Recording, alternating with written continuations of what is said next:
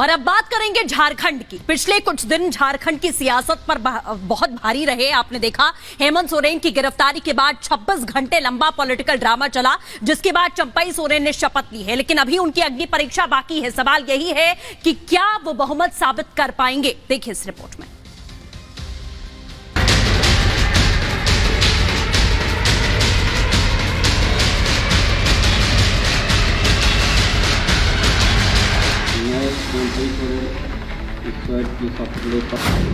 Remand पर सोरेन, झारखंड में game.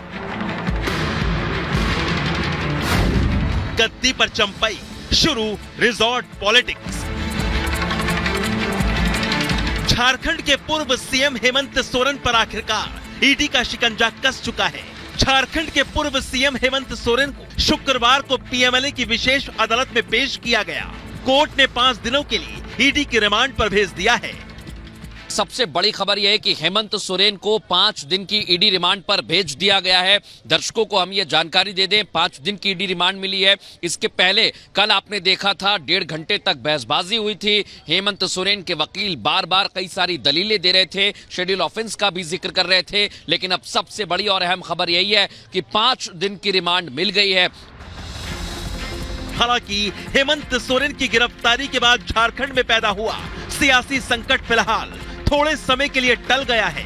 मुख्यमंत्री के तौर पर चंपई सोरेन की शपथ के बाद फिर से इंडी गठबंधन की सरकार तो बन गई, लेकिन क्या चंपई सोरेन विधायकों को एकजुट रखकर बहुमत साबित कर पाएंगे? ये एक बड़ा सवाल है, क्योंकि विधायकों की टूट के डर से झारखंड में रिजॉर्ट पॉलिटिक्स की शुरुआत हो चुकी है। तेलंगाना के मंत्री पोन्नम प्रभाकर और एआईसीसी इंचार्ज दीपा दास मुंशी एयरपोर्ट के अंदर जा चुके हैं और अब किसी भी समय अब हम ये सारे जो नेता है झारखंड के एमएलए सारे बाहर आएंगे। और साथ ही साथ हम ये भी पता चल रहा है कि करीब 70 रूम्स जो है वो लियोनिया रिसोर्ट्स में बुक की गई है और ये सारे नेता, ये सारे एमएलए जो है वो लियोनिया रिसोर्ट में ही रहेंगे जब तक फ्लोर टेस्ट अनाउंस ना हो। दरअसल ईडी के एक्शन से इंडी गठबंधन में टेंशन है। ईडी का इंडी के सीएम पर शिकंजा कस चुका है।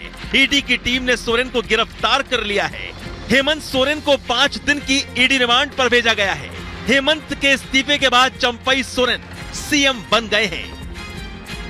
हालांकि ईडी की कार्रवाई और हेमंत सोरेन की गिरफ्तारी के बाद से इंडी गठबंधन पूरी तरह से आक्रामक हो चुका है। हेमंत सोरेन की गिरफ्तारी को इंडी गठबंधन बदले की भावना से की गई कार्रवाई बता रहा है। विपक्ष के मुताबिक बीजेपी ईडी का दुरुपयोग कर विपक्ष की आवाज को दबाना चाहती है।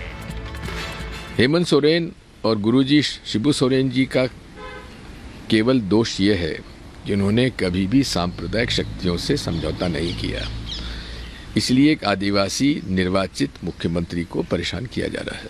एक तरफ नरेंद्र भाई मोदी की सरकार विकास के कार्यों में लगी हुई है, वहीं झारखंड में घोटाले पर घोटाले करते हुए हेमंत सोरेन ने झारखंड के आशा और आकांक्षाओं को धूल धूसरित किया। वहीं दूसरी ओर बीजेपी ने विपक्ष के इन आरोपों पर जमकर पलटवार किया और साफ किया कि बीजेपी सरकार ना खाएंगे और ना खाने देंगे की पॉलिसी पर काम करती है। कोई भी कानून के ऊपर नहीं है, कानून हर किसी के लिए बराबर है और ईडी किसी पर भी सबूतों के आधार पर कार्रवाई करती है। पैसा हमने रख दिया क्या हेमंत सोरेन के यहाँ? 36 लाख रुपया हमने रख दिया क्या? 82 संपत्ति जो है बेनामी हमने रख दी क्या? ये हाईकोर्ट के जजमेंट में जो है, लोकपाल वाले जजमेंट में कहा है कि 82 संपत्ति है तो आप जांच करिएगा ना, इनकम टैक्स में उसको दीजिएगा ना, उसको आप चुनाव आयोग में बताइएगा ना कि हम जब चुनाव लड़ने जा रहे हैं तो इतनी मेरी संपत्ति है। तो इसलिए अब उनका पाप का घड़ा जो है फट गया है और इंडी अलायंस के पास अब कोई मौका नहीं है दूसरे। बहरहाल सदन में बहुमत साबित होने तक विधायकों को एकजुट रखने और संभावित टूट से बचाने के लिए इंडी गठबंधन के विधायक रांची से कांग्रेस शासित तेलंगाना भेजे गए हैं। शपथ ग्रहण के तत्काल बाद विधायक रांची के सर्किट हाउस से एयरपोर्ट निकले। हैदराबाद में विधायकों को किसी रिजॉर्ट या 5 स्टार होटल में रखे जाने की खबरें हैं। फ्लोर टेस्ट के दिन इन विधायकों को हैदराबाद से रांची लाया जाएगा।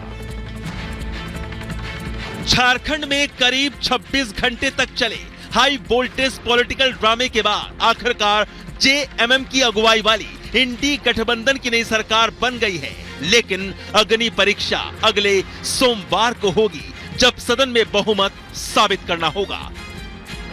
Bureau report, Republic Bharat. और अब बात करेंगे दिल्ली के मुख्यमंत्री अरविंद केजरीवाल की। आपको बताएं कि 5वां समन भी ईडी की तरफ से जो दिया गया उसे केजरीवाल ने ठुकरा दिया और वजह बताई है कि यह समन पूरी तरह से गैर कानूनी है। दूसरी ओर बीजेपी आरोप लगा रही है कि आखिरकार अगर कोई घोटाला किया नहीं, भ्रष्टाचार किया नहीं, तो सवालों का सामना केजरीवाल क्यों नहीं करते। देखिए इस रिपोर्ट में।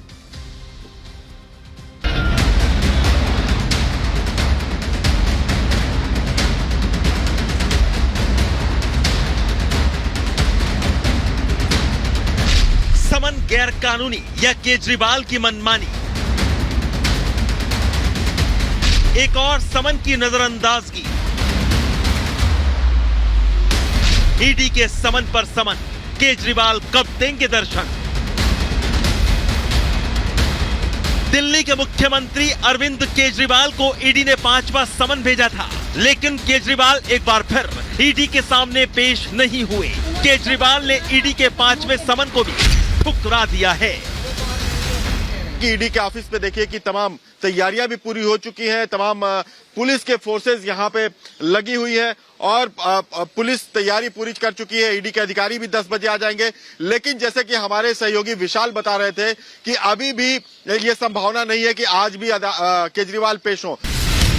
कथित शराब घोटाले मामले में 5वें समन पर भी ईडी के सामने पेश न होने पर केजरीवाल का कहना है कि ये समन पूरी तरह गैर कानूनी है।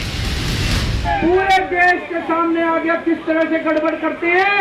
इनके लिए देश जरूरी नहीं है, इनके लिए जनतंत्र जरूरी नहीं है, केवल और केवल सत्ता के लिए ये किसी भी हद तक जा सकते हैं।